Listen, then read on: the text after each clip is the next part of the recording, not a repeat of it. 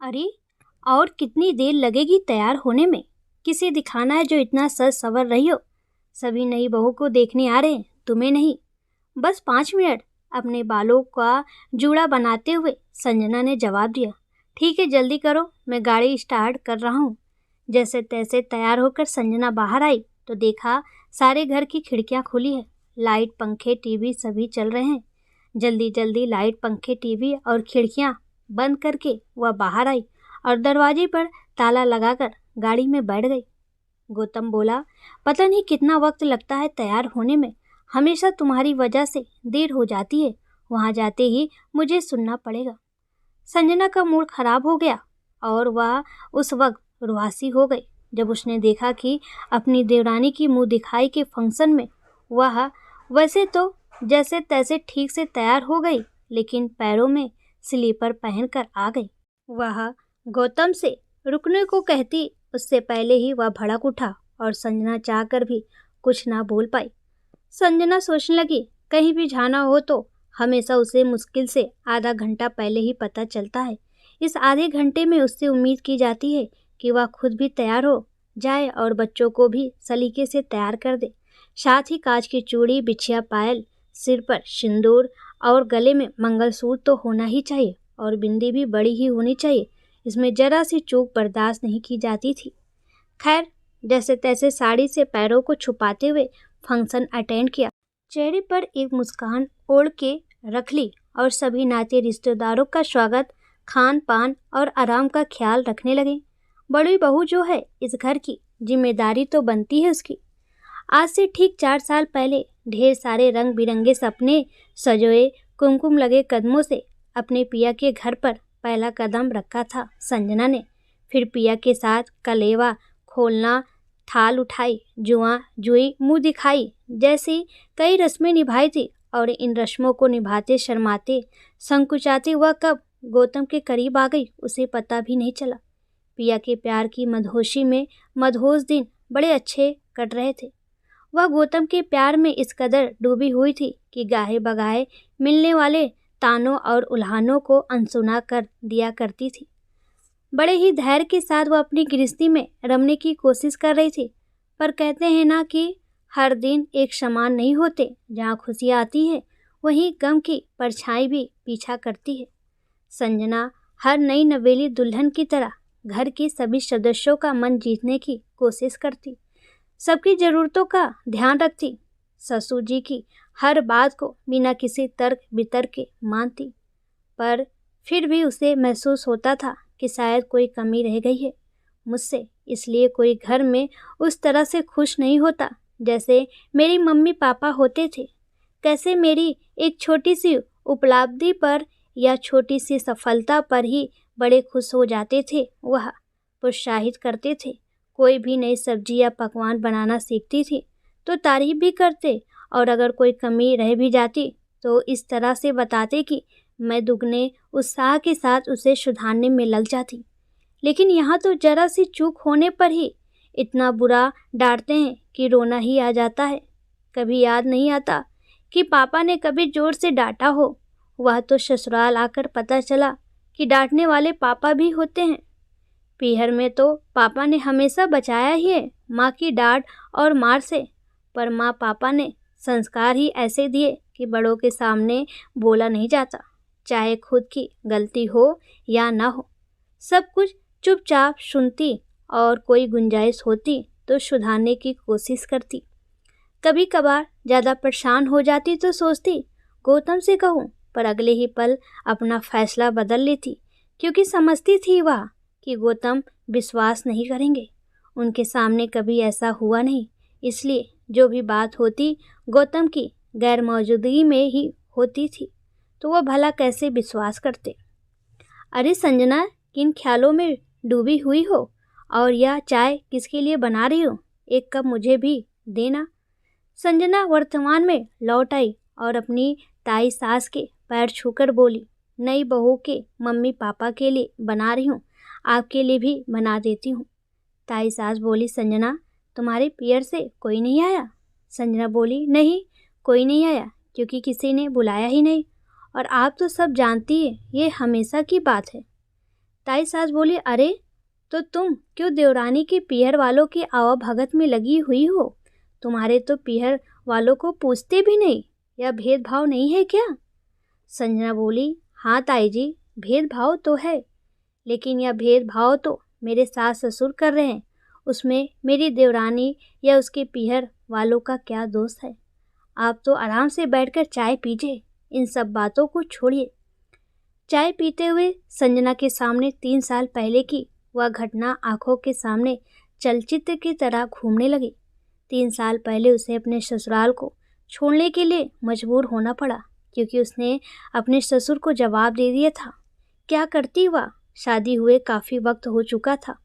पग फेरे के बाद एक बार भी अपने पीहर नहीं जा पाई थी। वह उसे सबकी बहुत याद आती थी, पर ससुर जी ने एक बार भी उसे पीहर जाने को नहीं कहा। जब भी वह जाने को पूछती, उसे कई घंटों तक जवाब ही नहीं देती, या एक के बाद एक काम बताती जाती और उसे करते करते शाम हो जाती। फिर उसकी सास कहती, तुम गई नहीं? वह मन महसूस कर रह जाती। एक दिन संजना ने ठान लिया कि सुबह जल्दी तैयार होकर गौतम के साथ ही निकल जाएगी। उस दिन उसने सुबह जल्दी उठकर नाश्ता और खाना साथ ही बना दिया और गौतम के साथ जाने को तैयार हो गई। जैसे ही सासू जी ने संजना को तैयार देखा, वह बिफर पड़ी। ये क्या? सुबह सुबह कहाँ जा रही हो? घर के काम कौन करेगा? मैंने नाश्ता और खाना बना दिया है, मैं पीहर जा रही हूँ।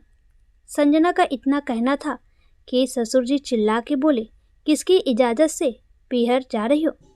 संजना से भी नहीं रहा गया, वह बोल पड़ी, अपने पीहर जाने और मम्मी पापा से मिलने के लिए मुझे किसी की इजाज़त की ज़रूरत नहीं है।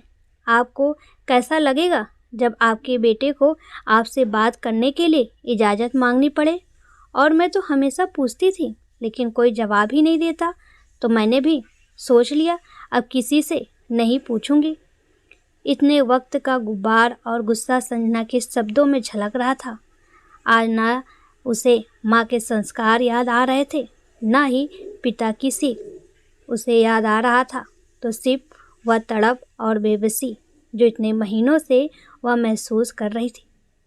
एक माँ बाप अपनी बेटी को कितने प्यार से पालते हैं, बड़ा करते हैं, हर ख्वाहिश पूरी करने की कोशिश करते हैं और साथ ही उसे संस्कारित करते हैं, क्योंकि उसे पराए घर जाना है।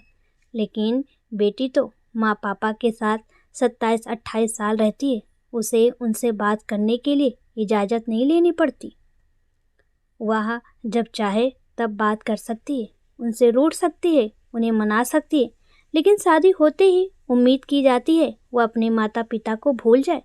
सिर्फ तब याद रखे जब ससुराल में कोई रस्म निभानी हो और तोहफे की बरसात करनी हो। क्यों? किसने हक दिया आप सबको? और यह पति पता नहीं किस मिट्टी के बने हुए हैं। सही को सही और गलत को गलत कहने में किस बात का डर लगता है?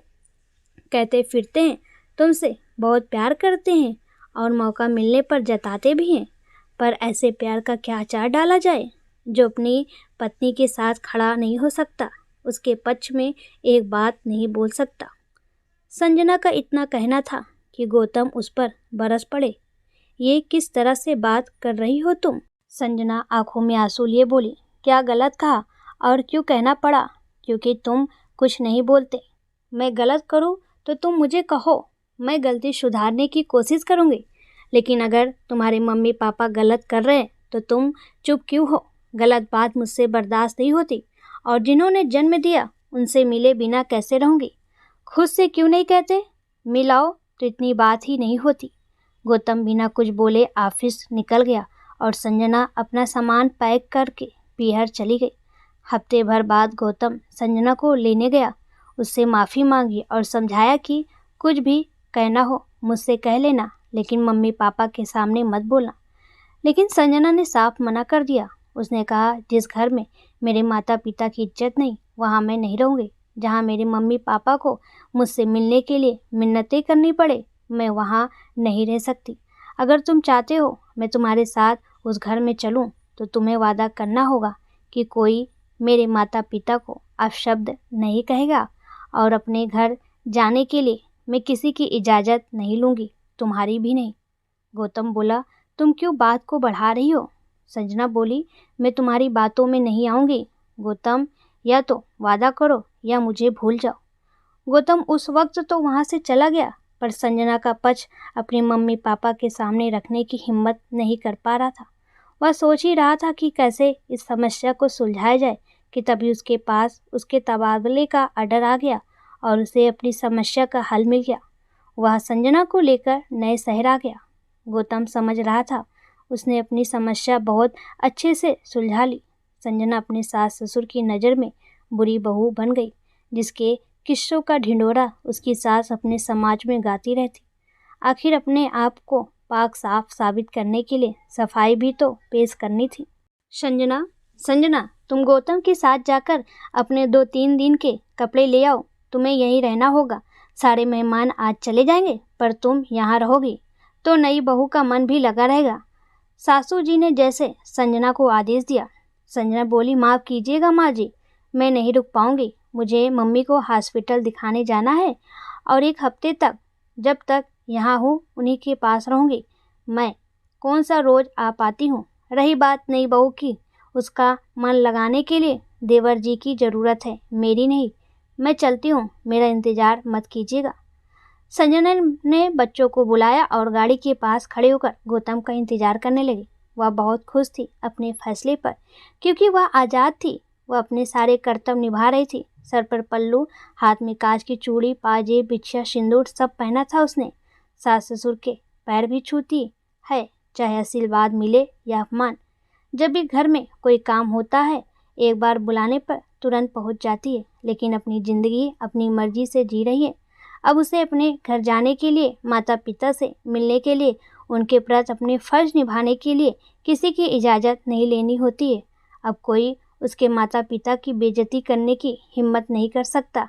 भले ही वो अपने सास ससुर की अच्छी बहू नहीं बन पाई, पर उसे गर्व है कि वह अपने माता पिता का सम्मान बनाए रख पाई। चाहे समाज उसे बुरी बहू समझे, पर उसके लिए महत्वपूर्ण है कि उसके माता पिता की वह अच्छी बेटी कहलाए। बहू तो सभी बुरी ही होती हैं, चाहे वह कितना भी कर ले तो वह बुरी ही सही।